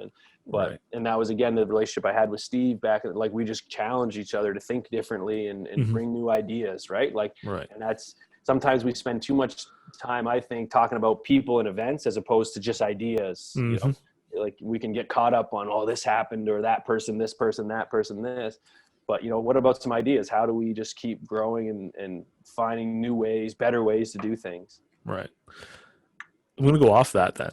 Yeah. One that I use, like, I sent it to you and I've used it for everybody so far. And it's kind of, again, just kind of idea generation on growing coverage in Canada. So I think, I don't know how many times I've said it. People are probably annoyed with me saying it. It's nowhere near where it should be. I think U Sports and CCAA as a whole, for you having been around the Acadia for 14 years, being around U Sports for 14 years in the basketball program, what are some ideas like that you can think of that we can utilize and can help get not necessarily just the coverage, but the level of respect, attention, admiration around both U Sports and CCAA basketball to where it should be? Yeah, I mean, this is a great question, and I think a question that a lot of coaches have thought about. A lot of athletic directors have thought. I Mm-hmm. think a lot of people have put time into thinking about this. One of the unfortunate parts is, like, the financial component is probably, a big factor just with it, but Right. even probably more than it should be sometimes too. I get that, but, like, that is a factor at the end of the day. Yep. But one other way I think about it too is use, like, our game, the U Sports level, CCAA level, we're a different game than the NCAA. Right. We're different than the NBA. We're Mhm. like, it's almost like watching a different sport in a lot of ways. Mhm. So we get started comparing, us to Division I schools, and, I'm talking like top 25 schools, like any kind of outside of the top 25. When I think the top 25, just the athleticism is it kind of takes it to another level, Right. like, and it just makes it really tough. Like, even the schools outside of top 25 have a hard time Mhm. competing with the top 25 guys, because they're just different a little bit, right? They're Right. just pro level players, like, Mhm. where you're starting to get more into amateur level athletes, the lower level, Right. right? Well, we Mhm. definitely produce pros, probably more pros than we've ever produced in the history in Mhm. terms of the sports as a whole, which is great, right? But I think time is another one, right? It's just like, if you look at where U Sports is now versus where it was Mhm. however many years ago, even before I got here, 15, 20 years ago, I Yeah. think the profile's higher. Yep. I think the quality of athlete is higher. I think the teams are probably better. Mhm. Like, and obviously, like, Carleton's been a big proponent of pushing that forward. Yeah. Ryerson has pushed that forward, but I Mhm. think it's lifted a lot of other programs Right. up. But I think, going back to the first point, is like, we're just a different game. So there's a different component to it. And I think we play a different style. It's a little more of that team style, a little more of, like, Right. experience, maybe a little more technical, a little more tactical than, and you just even look at Carleton again, like, very, very technical team. Like, they're just, and they compete with those NCAA programs in a lot of ways, I think, just from that technical aspect. Like, they have, probably their athletes aren't as top level, but they have good athletes. So they have really good athletes at Carleton, no question. And there's a lot of good athletes in the AUS, don't get me wrong there, or in U Sports, don't get me wrong there. Yep. But, like, very, very technical, very, experienced. And that's kind of where I think the national championship, when people go watch that event, they really enjoy the basketball. Like Right. when people go watch the AUS tournament, they really enjoy that level of basketball. And I think it's just like we run into a bit of a volume problem where we don't have enough of those games happening for probably a long period of time. Right. Like it's one weekend a year, AUS, like maybe 2 of the 4 games are end up not being that good or Right. but 2 of them, but same with the NCAA, you're Right. going to watch a March Madness and there's going to be a bunch of crap games that are just blowouts, but then there's going to be, but if you play that many games, there's guaranteed to be probably 15 of them that are just insanely fun to watch. Right. Yeah. Right. So like that's where we're getting, like we just have so many few schools, there are only 56 schools or whatever. We only have 47, I think, basketball. So it's like one of the biggest things is thinking about expanding the national tournament.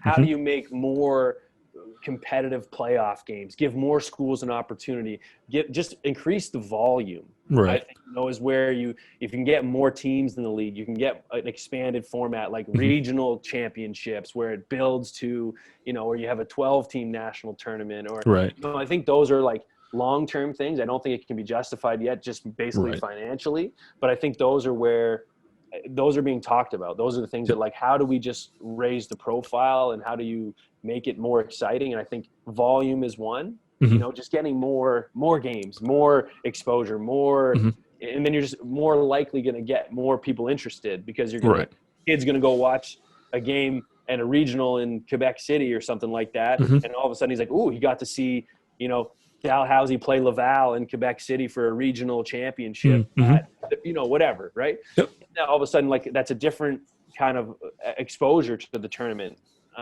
or just more game. You know what I mean? So I think that's one of the ways that it could happen. How it happens takes time for sure. But I think the level of U Sports is just getting higher and higher. I think the depth of talent is deeper and deeper. I think you're going to see more kids probably sticking around a little bit more, coming back from D1 schools more and more.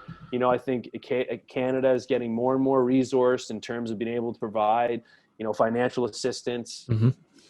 So, those are all the things that we're just, I don't know how many years you would say we're behind the NCAA. We're probably some version behind them, but like the NCAA wasn't always where they are right now either. Right. It's taken time, they build it up. And, I think, back in, I don't know how long ago, you wouldn't even have every U Sports school has a full-time coach. Right.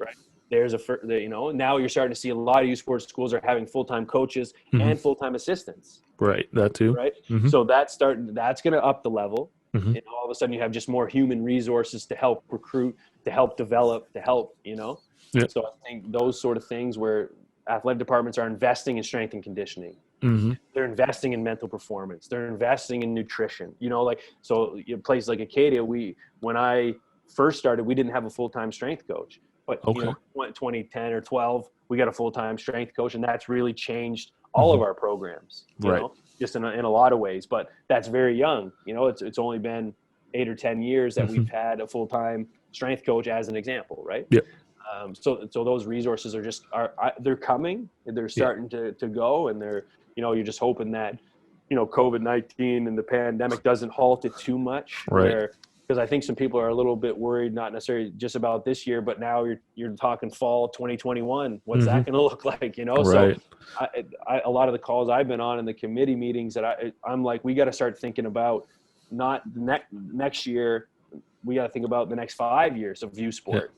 How do we make the sustainable for, the next 5 years? So let's make the obstacles for the athletes, for the coaches during a pandemic less, make the restrictions a little bit less in terms of keeping them eligible, recruiting them, whatever it is, right? Yeah. I think, off the top, like you said, I think the biggest thing for us is it's a lot harder. It's easier said than done to not compare us to the NCAA, but to embrace what makes U Sports what it is. Right. Obviously, the different rules, different timings, obviously the FIBA rules. I think we need to embrace what we have and what product we put out. Because like you said, it's so different watching the NCAA versus watching U Sports. And in a good way, I think, too. It's a lot of fun to watch, and like it's more of a team focused game as opposed to individuals in the States that go for 35, 40 every night. It's not to say we don't have players that can do that up here, but it's just more team focused. And I think the biggest thing for us is just embrace what we have and don't be afraid to put that in the forefront, because you'll see, and again, this isn't going to be fixed overnight. You'll see NCAA games on TV in Canada all throughout the year, highlights, whatever else. And then it comes to our own game, we don't even embrace our own product, which I think is another issue that ties into the financial side of it, which we're all no strangers to. We understand that it's there and it's a hurdle and it's a barrier, but we just need to embrace it more and not be afraid, I guess, or lack of better term, not be afraid to put it out there and highlight these games that are every weekend, the AUS back-to-backs, which bring another element to the game as a whole, because you don't see it really anywhere else. I mean, Canada West will have their weekend series, but sometimes in the AUS, correct me if I'm wrong, you'll play one game at their barn and then the next day you're playing at yours.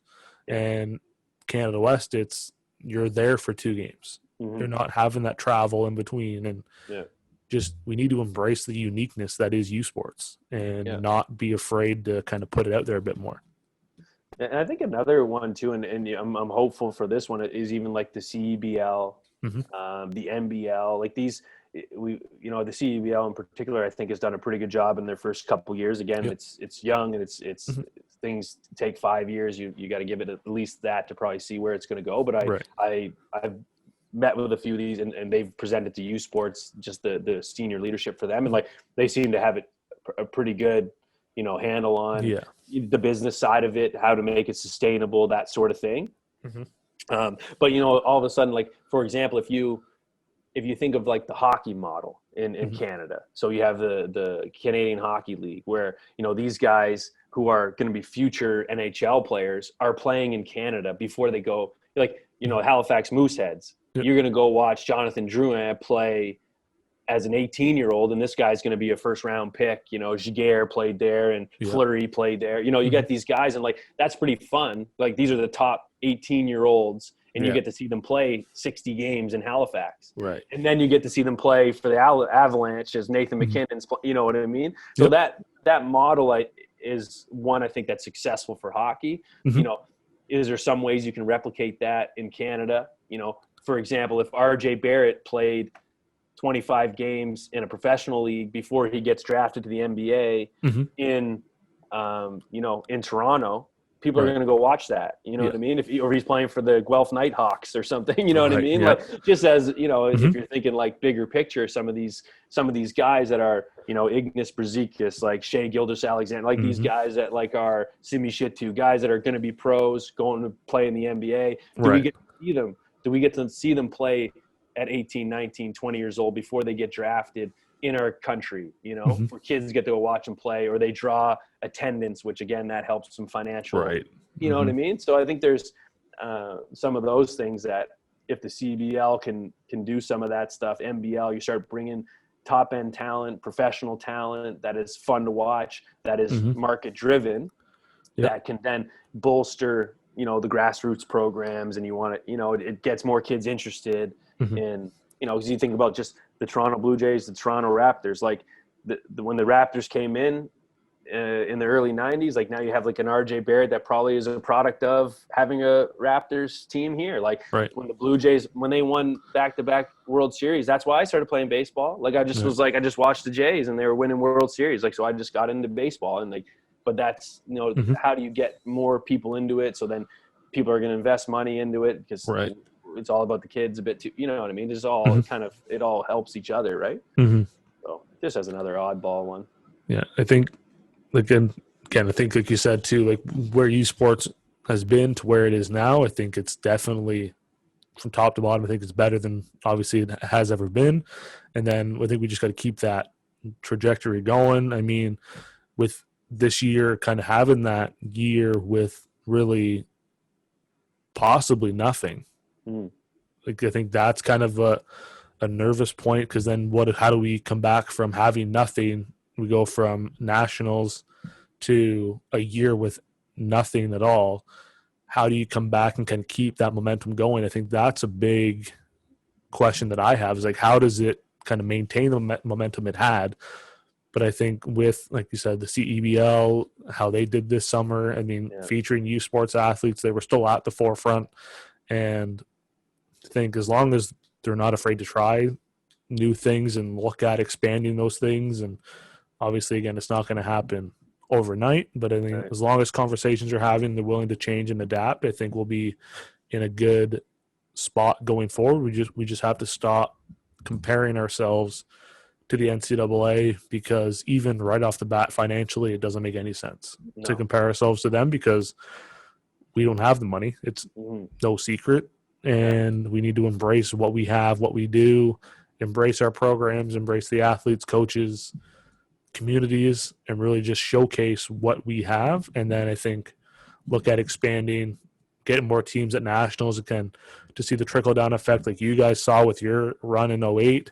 And more schools can kind of benefit from the national spotlight, because people are looking at what they're doing. They see them on TV or on live stream. They're going to look into the programs that they offer as an institution, and maybe this is now a team that I want to go play for because they can get to nationals. And there's a lot of trickle down effects that it will come from even adding another 4 teams to nationals. You put 25% of your teams at nationals, it's not a bad thing in my books, and it's more high quality basketball.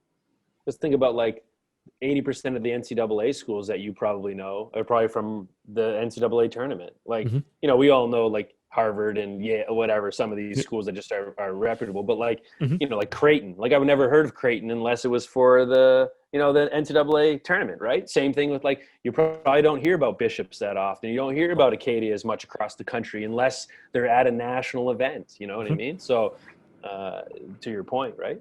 Yeah. And I think that's a big thing too. I mean, just kind of more coverage too throughout the year and the off season to kind of bring those smaller programs to light nationally, not just community based. And the East Coast knows about the East Coast teams, and the West Coast couldn't tell you anything about the East Coast teams. I think just kind of having that full year discussions with players, coaches, programs, just to keep it in the spotlight and keep it fresh in people's minds. And because you go nationals ends and then really nothing really happens coverage wise until October, and then you see a bit more national attention regionally, I guess, and then nationals picks up, they'll grab it for a week, and then it's gone again. So I think you said 80% of the teams you've never heard of in the NCAA outside of the tournament, like nobody's probably knew who UMBC was until they beat Virginia as the first 16 seed. Right. And again, nobody probably knew of Bishops outside of Quebec until they made a run to nationals last year. Right. And it's just got to be a way to kind of bridge that gap and get people paying attention year round. And then I think more schools will be better off from it. But yeah, exactly. And I think it's getting a little, not maybe easier, but like just in terms of like the media being able to, you know, you're an SID, our guys, like he's come a long way just with the resources, with the webcast, with the ability to have a second camera, do some interviews, you know what I mean? Like, you know, you look at Ryerson where they obviously have that journalism school, which helps, but they are able to, you know, create a bit of a production there. Right. You know, and that stuff's starting to go a bit too, right? Yep. And yeah, I think any coverage is good coverage, I think. I mean, just to get the word out there and everything else. But yeah, I think I had a point, but I forgot. I lost it. Yeah. It's that memory thing that you just lose it. But I think we're definitely going the right direction. We need to kind of keep on that trajectory, on that up and up, and make sure we don't let the year off kind of hinder the progress that's been made all these years to get it to where it was now. And I think some people will be craving sports again. I think so. You know, like people that just even I was talking to this funny. I ran into one of our guys that works around the facility, and you know his job is to be around for the games. And sometimes he would, you know, just like, I got to go to basketball tonight because I got like it's a Friday night, right? Just you know, you're just working. Sometimes you just don't feel like doing it, whatever. Right. But you know, you're talking to him the other day, and he's just like, man, I just miss watching the game. I didn't realize how much I just actually loved, an event happening here, Mm-hmm. So, and that was a fringe fan who probably will be more of a fan Right. when it resumes, because he'll Mm-hmm. just be like, I miss this a little Yeah. bit. Right. So, It's one of those things that you don't realize you miss it until it's gone. right. And then you're like, you kind of take it for granted. You're like, yeah, like, like I'll watch, or if I have to work a game, like it's Friday night, I want to go home. I don't want to be around. And then all of a sudden it's gone. And Friday night rolls around. You're like, I don't have basketball to kind of Mm, work anymore. yeah. I kind of And miss that's this. why it feels like it's like, how come it's November 17th? I feel like nothing's happened since March. Right. Because nothing has happened No. since March. Like, normally we have these events that can give us like a little checkpoint of like, Mm-hmm. okay, we played this tournament, or we had this, the Olympics happened, or we Right. usually have these things that, even Thanksgiving, like that was not a thing almost, No. So it's just like all these things are, and then all of a sudden you're just like, oh, it's November 17th because we Mm-hmm. haven't had any checkpoints in 6 months. But No. And like hockey would have started by now yeah, if it wasn't for the delay. And now right, like there's no live sport on except yeah, for golf and tennis, right, which I mean, I'll watch golf all day long. Don't get me mm-hmm. wrong, but I mean, to be turning on a TV at 7 o'clock on Wednesday night, Yeah, you're thinking rivalry hockey night, and there's nothing on. nothing, yeah, There's nothing, It's just weird. Like there's yeah, just everything is so out of whack, and yeah. I hope that when U Sports does come back, whether it's exhibition and fans can get in or whatever, that we see more people come out because they realize it's been a year and a half since I was able to watch this, and then that support just grows, and then we just pick up where we left off, and nobody's worse for wear. Yeah, exactly. I can see it. I can see that being positive at the end of it. Yeah. Just some people kind of catching it Mm-hmm. into it a bit more, right? Catch wind of it and Yeah, then come out to watch one game, and then all of a sudden they're hooked. That fringe fan is now a regular fan, and they're out to every game. They're bringing friends. They're watching yeah, men's games and women's games, and yep, um, I'm hopeful. I yeah, mean, I me could too. also see it going the other way, and I mean, people didn't have it, and they're like, "Well, it's back, okay." But I, Yeah, I really hope, and I yeah, think it'll be the other side of it, where we see an influx of attendance and attention thrown its way because it's been gone for so long. yeah, yeah, yeah. I think we could see a little spike for sure. Mhm. And Something like that. it'll be a welcome spike too. I Yeah, mean, we're absolutely. not going to turn away Yeah. people. No, no, exactly. Defeats the purpose of what we're Yeah, trying to do with that yeah, question. exactly. Yeah.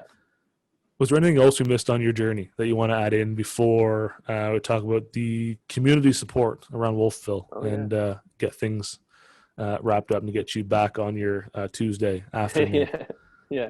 No, no. I think that's a good segue into the support. We're kind of talking about that. So It's like, and every time I've asked on Instagram, I kind of ask like, what are some gyms that people should check out and kind of see around Canada, because there's I think a lot of passionate fan bases, and one that always comes up is Acadia.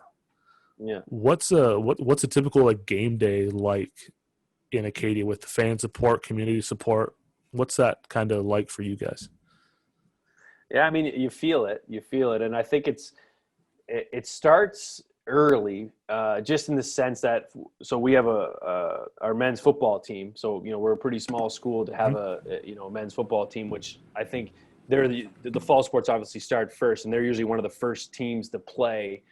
And again, like we said, the fall here in the valley is incredible. Like, it's just, the weather is usually so nice, like a little bit of the chill in the air, so there's no bugs around, but it's still nice Perfect. and warm enough. You know what I mean? It's Mm-hmm. that kind of, so you have that start to the semester with the football season, and that kind of kicks off. And I mean, you can hear that.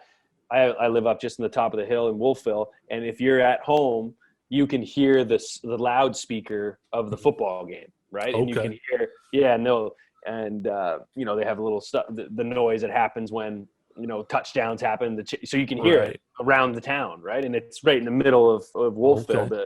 the Raymond Field, right? So like, Yeah. there's a football game going on, and even if you're not going to watch it, you're still affected by it, because Mm-hmm. the town is going, the club, the bars and the restaurants Mm-hmm. they're happening on game day, and Okay. there's a big influx. So that kind of starts, sports are back in Mm-hmm. Wolfville kind of when football starts. So that Got you. gets everyone kind of going, right?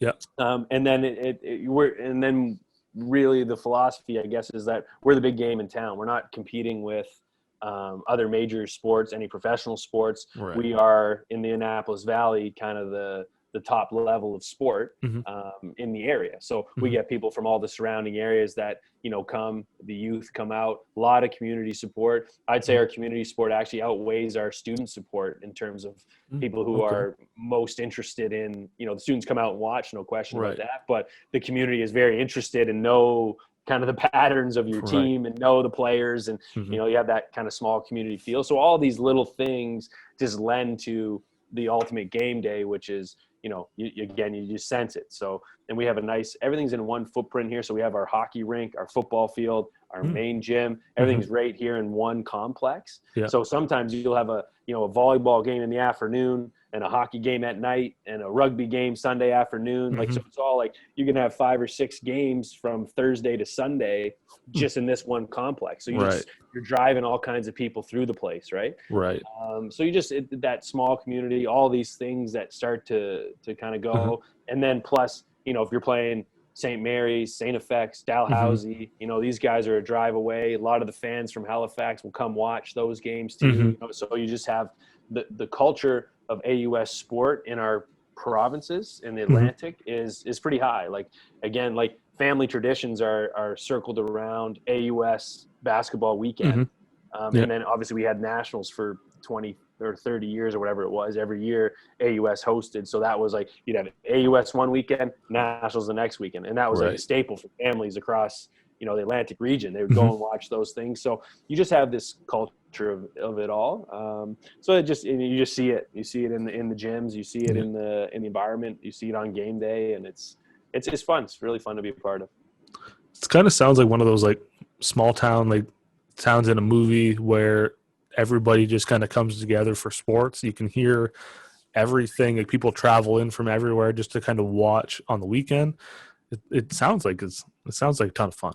Like, whether you're at the games live or just downtown in restaurants, bars, like everybody's just kind of focused on the sports when they're on, and when they're on because you hear the football stadium because it's right in the middle and it just affects you whether you're there or not. And it kind of reminds me of like a small town, like movie kind of feel to it all.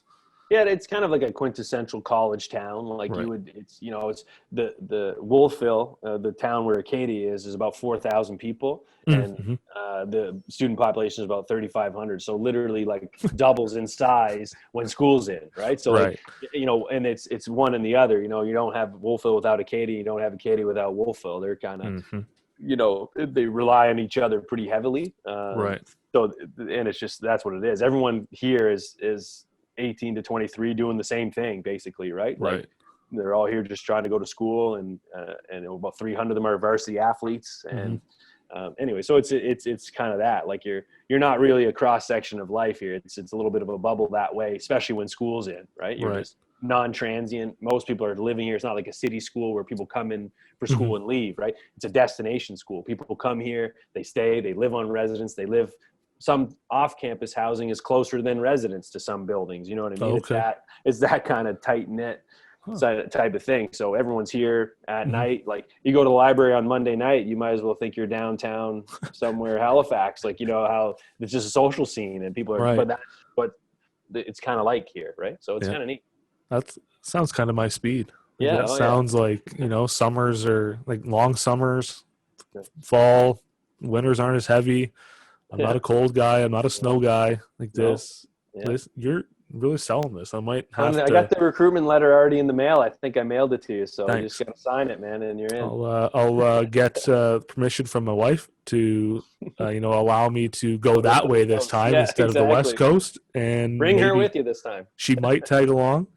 I mean, gets her out of Sarnia. She is not a fan. I will say that now. It's summer Sarnia is okay. Winter Sarnia, like, it doesn't snow because we're surrounded by like chemical plants, so it's like a bubble, and it either the snow just kind of blows over and it just rains all winter, and right on the water, so it's kind of miserable. Yeah.